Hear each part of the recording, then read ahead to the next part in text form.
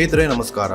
ಮೊದಲ ಕೆಡ್ಡ ಕಾರ್ಯಾಚರಣೆ ಯಾವಾಗ ನಡೀತು ಮತ್ತು ಶುರು ಮಾಡಿದವರು ಯಾರು, ಯಾವ ಜಾಗಗಳಲ್ಲಿ ಕೆಡ್ಡ ಕಾರ್ಯಾಚರಣೆ ನಡೆಸಿದ್ದಾರೆ, ಇಲ್ಲಿಯವರೆಗೆ ಎಷ್ಟು ಆನೆಗಳನ್ನು ಕೆಡ್ಡ ಕಾರ್ಯಾಚರಣೆಯಲ್ಲಿ ಸೆರೆಹಿಡಿಯಲಾಗಿದೆ, ಕೆಡ್ಡ ಕಾರ್ಯಾಚರಣೆಯನ್ನು ಹೇಗೆ ಮಾಡುತ್ತಿದ್ದರು, ಕೆಡ್ಡ ಕಾರ್ಯಾಚರಣೆ ಆನೆಗಳ ರಕ್ಷಣೆಯಾಗಿತ್ತಾ ಅಥವಾ ಆನೆಗಳ ಪಾಲಿಗೆ ಶಾಪವಾಗಿತ್ತಾ, ಕೆಡ್ಡ ಕಾರ್ಯಾಚರಣೆಯಲ್ಲಿ ಸೆರೆಯಾದ ಆನೆಗಳು ಮತ್ತು ಮೈಸೂರು ದಸರಾದಲ್ಲಿ ಪ್ರಸಿದ್ಧಿಯಾದ ಕೆಲವು ಪ್ರಮುಖ ಆನೆಗಳ ಹೆಸರು ಎಲ್ಲವನ್ನ ಈ ವಿಡಿಯೋದಲ್ಲಿ ಸಂಕ್ಷಿಪ್ತವಾಗಿ ತಿಳಿಯೋಣ. ಕೊನೆಯವರೆಗೂ ಮಿಸ್ ಮಾಡದೆ ಈ ವಿಡಿಯೋ ನೋಡಿ. ಸ್ನೇಹಿತರೆ, ಕೆಡ್ಡ ಕಾರ್ಯಾಚರಣೆಯ ಬಗ್ಗೆ ಕೇಳಿದ್ದೀರಿ. ಇದು ಮೈಸೂರು ಸಂಸ್ಥಾನದಲ್ಲಿ ಒಂದು ಕಾಲದಲ್ಲಿ ಕಾಡಾನೆಗಳನ್ನು ಹಿಡಿಯಲು ಬಳಸುತ್ತಿದ್ದ ಪ್ರಮುಖ ವಿಧಾನವಾಗಿತ್ತು. ಕರ್ನಾಟಕದಲ್ಲಿ ಮೊದಲ ಯಶಸ್ವಿ ಕೆಡ್ಡ ಕಾರ್ಯಾಚರಣೆಯು 1873-1874ರಲ್ಲಿ ನಡೆಯಿತು. ಇದನ್ನು ಬ್ರಿಟಿಷ್ ಅಧಿಕಾರಿ ಜೆ.ಸಿ. ಸ್ಯಾಂಡರ್ಸನ್ ಅವರು ಮೈಸೂರು ಸಂಸ್ಥಾನದ ಕಾಕನಕೋಟೆ ಅರಣ್ಯ ಪ್ರದೇಶದಲ್ಲಿ ಪ್ರಾರಂಭಿಸಿದರು. ಮೈಸೂರಿನ ಕಾಕನಕೋಟೆ ಅರಣ್ಯದ ಕಬಿನಿ ನದಿ ತೀರದ ಕಾರ್ಡಿಹಳ್ಳಿ ಎಂಬಲ್ಲಿ ಮೊದಲ ಬಾರಿಗೆ ಈ ವಿಧಾನವನ್ನು ಯಶಸ್ವಿಯಾಗಿ ಜಾರಿಗೆ ತರಲಾಯಿತು. ಜೆ.ಪಿ. ಸ್ಯಾಂಡರ್ಸನ್ ಅವರಿಗಿಂತ ಮೊದಲು ಹೈದರಾಲಿ ಮತ್ತು ಟಿಪ್ಪು ಸುಲ್ತಾನ್ ಆನೆಗಳನ್ನು ಹಿಡಿಯಲು ಪ್ರಯತ್ನಿಸಿ ವಿಫಲರಾಗಿದ್ದರು. ಬ್ರಿಟಿಷ್ ಅಧಿಕಾರಿ ಕರ್ನಲ್ ಪಿಯರ್ಸನ್ ಕೂಡ 1867ರಲ್ಲಿ ಪ್ರಯತ್ನಿಸಿ ಯಶಸ್ವಿಯಾಗಿರಲಿಲ್ಲ. ಕಾಡು ಆನೆಗಳನ್ನು ಪಳಗಿಸಿ ಅರಮನೆಯ ಕೆಲಸಗಳಿಗೆ ಅಥವಾ ಸೇನೆಗೆ ಬಳಸಿಕೊಳ್ಳುವುದು ಇದರ ಪ್ರಮುಖ ಉದ್ದೇಶವಾಗಿತ್ತು.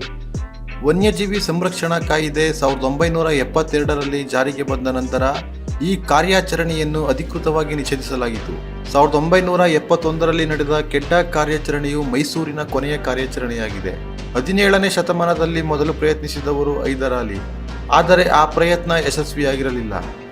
ಬ್ರಿಟಿಷ್ ಅಧಿಕಾರಿ ಜೆ.ಪಿ. ಸ್ಯಾಂಡರ್ಸನ್ ಅವರು 1873-74ರಲ್ಲಿ ಮೈಸೂರು ಸರ್ಕಾರದಿಂದ ಈ ಕಾರ್ಯಾಚರಣೆಯ ಉಸ್ತುವಾರಿ ವಹಿಸಿಕೊಂಡರು ಮತ್ತು 1874ರಲ್ಲಿ ಚಾಮರಾಜನಗರ ತಾಲೂಕಿನ ಕಾರ್ಡಿಹಳ್ಳಿಯಲ್ಲಿ ತಮ್ಮ ಎರಡನೇ ಪ್ರಯತ್ನದಲ್ಲಿ ಯಶಸ್ವಿಯಾದರು.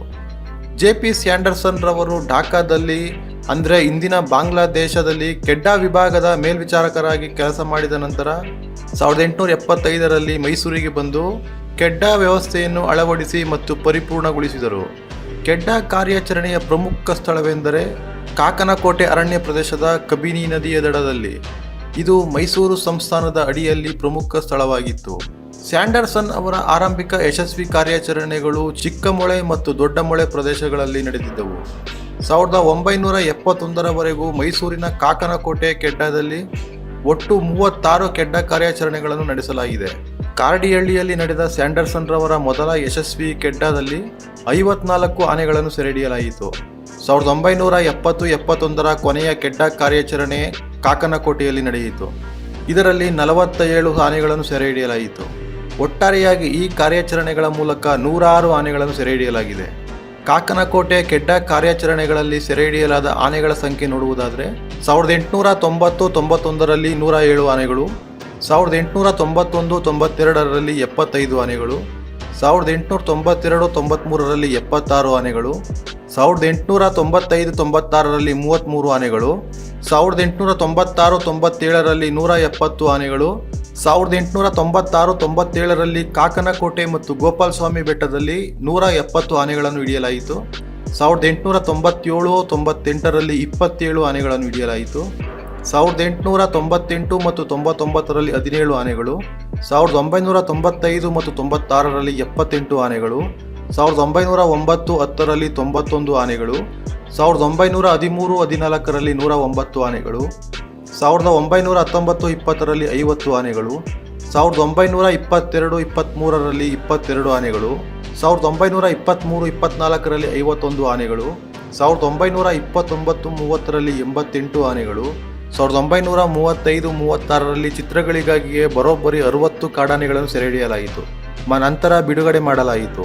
1938-39ರಲ್ಲಿ 50 ಆನೆಗಳು, 1939-40ರಲ್ಲಿ ಪ್ರೇಕ್ಷಕರಿಗಾಗಿ ಕೆಡ್ಡ ಕಾರ್ಯಾಚರಣೆ ನಡೆಸಲಾಗಿತ್ತು. ಈ ಕಾರ್ಯಾಚರಣೆಯಲ್ಲಿ ಬರೋಬ್ಬರಿ 80 ಕಾಡಾನೆಗಳನ್ನು ಹಿಡಿಯಲಾಯಿತು. ನಂತರ ಬಿಡುಗಡೆ ಮಾಡಲಾಯಿತು.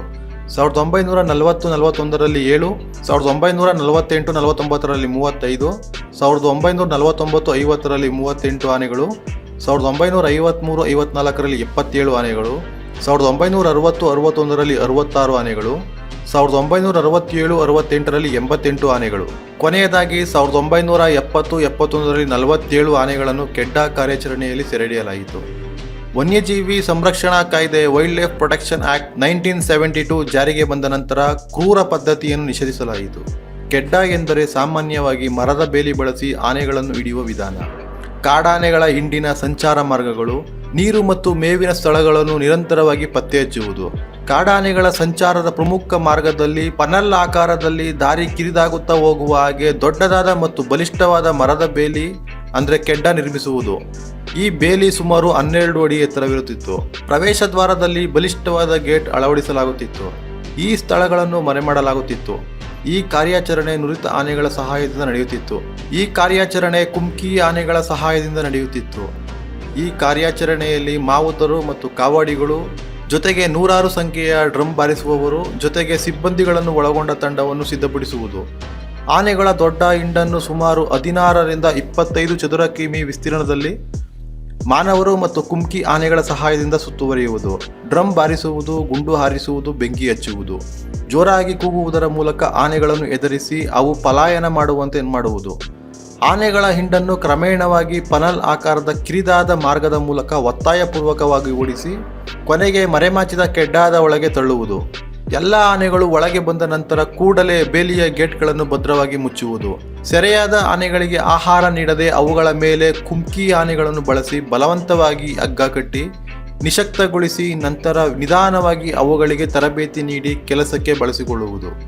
ಕೆಡ್ಡ ಕಾರ್ಯಾಚರಣೆಯಲ್ಲಿ ಸೆರೆಯಾದ ಮತ್ತು ಮೈಸೂರು ದಸರಾದಲ್ಲಿ ಪ್ರಸಿದ್ಧರಾದ ಕೆಲವು ಪ್ರಮುಖ ಆನೆಗಳು ನೋಡುವುದಾದರೆ, ಮೈಸೂರು ದಸರಾ ಹಬ್ಬದ ಸಂದರ್ಭದಲ್ಲಿ ದ್ರೋಣ ಎಂಬ ಆನೆ ಬರೋಬ್ಬರಿ 18 ಬಾರಿ ಅಂಬಾರಿ ಹೊತ್ತಿತ್ತು. ಇದು ಅತ್ಯಂತ ಶಾಂತ ಮತ್ತು ಗಂಭೀರ ಸ್ವಭಾವದ ಆನೆಯಾಗಿತ್ತು. ಅಂಬಾರಿ ಹೊರುವ ಅತ್ಯಂತ ವಿಶ್ವಾಸಾರ್ಹ ಆನೆಗಳಲ್ಲಿ ಒಂದಾಗಿತ್ತು. ಅದರ ಅಕಾಲಿಕ ಮರಣವು ನಾಗರಹೊಳೆಯಲ್ಲಿ ಸಂಭವಿಸಿತು.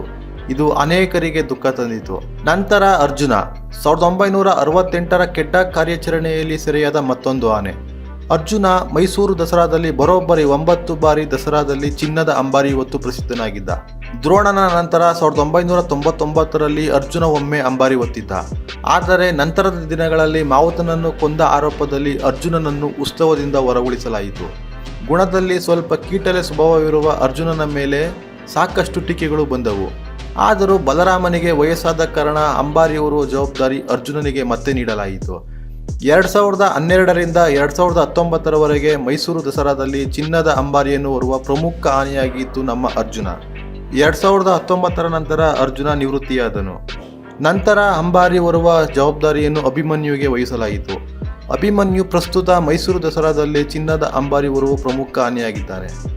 ಈ ವಿಡಿಯೋ ನಿಮಗೆ ಇಷ್ಟ ಆದರೆ ನಮ್ಮ ಪಾರೆಗದ್ದೆ ಸ್ಟುಡಿಯೋ ಚಾನಲನ್ನು ಸಬ್ಸ್ಕ್ರೈಬ್ ಮಾಡಿ, ಲೈಕ್ ಮಾಡಿ ಮತ್ತು ಶೇರ್ ಮಾಡಿ. ಮತ್ತೆ ಮುಂದಿನ ವಿಡಿಯೋದಲ್ಲಿ ಸಿಗ್ತೀನಿ. ನಮಸ್ಕಾರ.